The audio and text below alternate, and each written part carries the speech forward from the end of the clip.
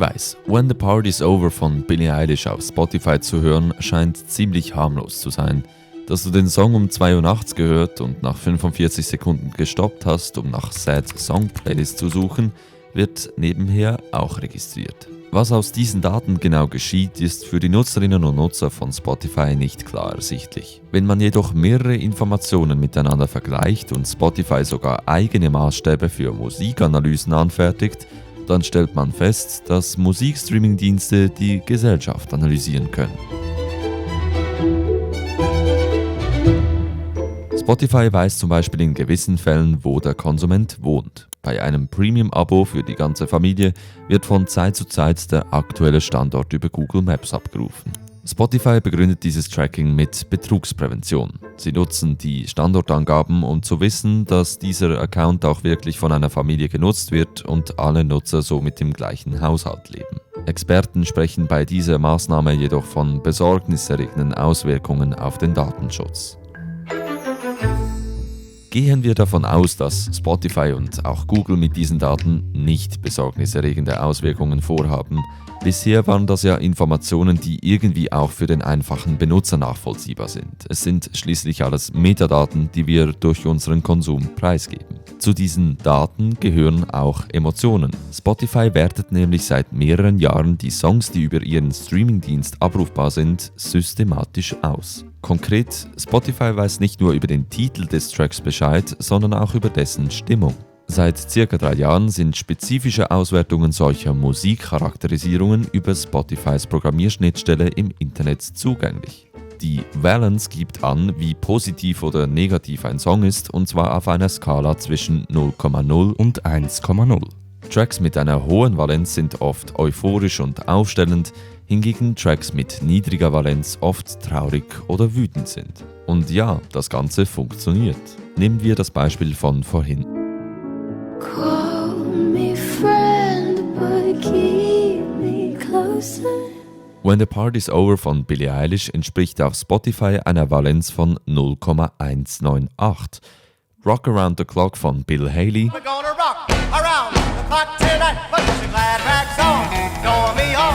Have some fun when the clock strikes 1. We're gonna rock around the clock tonight. We're gonna rock, rock, rock, broad daylight. kommt auf rund 0,930. Wie dieser Wert übrigens bei Spotify zustande kommt, weiß niemand so genau. Einzelne User vermuten jedoch, dass Musikexperten mit massiv vielen Datensätzen eine Deep Learning Maschine trainieren, damit diese gewisse Muster in Tracks erkennen kann. Dabei helfen noch 8 weitere Kategorien, die von Spotifys Bibliothek abrufbar sind, zum Beispiel die Tanzbarkeit eines Songs oder das Tempo. Um wirklich aussagekräftige Forschungen durchzuführen, haben sich Journalistinnen vor ein paar Jahren überlegt, dass man die Valenz in Relation zur Energie im Song setzen kann. Damit ergeben sich 4 Emotionsfelder. Traurig und wütend mit jeweils niedriger Valenz, aber unterschiedlich viel Energie, und ruhig und fröhlich mit jeweils hoher Valenz und ebenfalls unterschiedlich viel Energie. So sehen übrigens die aktuellen Spotify-Charts weltweit aus, dessen Werte habe ich händisch in eine Tabelle eingetragen. Da verteilen sich insgesamt 150 Songs im energiereicheren Bereich, rund 50 im wütend Bereich und ca. 70 im fröhlichen Sektor. Und noch eine spannende Statistik: Forschende haben herausgefunden, dass der jährliche Peak der Valenz in der Weihnachtszeit liegt, was durchaus Sinn ergibt, während im Februar das jährliche Tief erreicht wird. Spotify hat noch mehr zu bieten. Es ist zwar in den meisten Fällen ein dystopisches Märchen, dass die Apps auf unseren Smartphones unseren Konversationen lauschen, aber die Theorie ist gar nicht mal so weit von den technischen Möglichkeiten entfernt. Spotify ließ nämlich vor Jahren bereits eine Technologie patentieren, die die Stimme des Benutzers analysieren kann. Im Januar letzten Jahres wurde das Patent dann schlussendlich veröffentlicht, worauf viele Menschen empört reagierten und Kritik von allen Seiten laut wurde. Laut den Patentverfassern ist es nötig, einen anderen Weg zu wählen, um den Musikgeschmack des Einzelnen zu erfassen. Einen Weg, der den aktiven Input eines Menschen zumindest teilweise eliminiert. Erinnert mich irgendwie an den Film Wall-E. Es gibt noch viel mehr Tracking-Methoden, die Spotify anwendet, um die Nutzung auf ihrem Dienst so angenehm wie möglich für uns zu machen.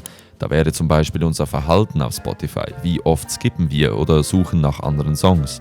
Alles Indikatoren, die verraten, wie gut wir gelaunt sind. Diese Methoden gehen aber an dieser Stelle zu wenig weit und sind auch nicht so detailreich. Musikklassifizierungen finden sich übrigens auch bei Spotifys Wiedergabelisten wieder.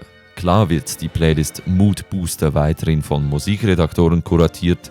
Wenn dort jedoch ein Song hinzugefügt wird, kann man in der Regel davon ausgehen, dass er einen hohen Valenzwert hat.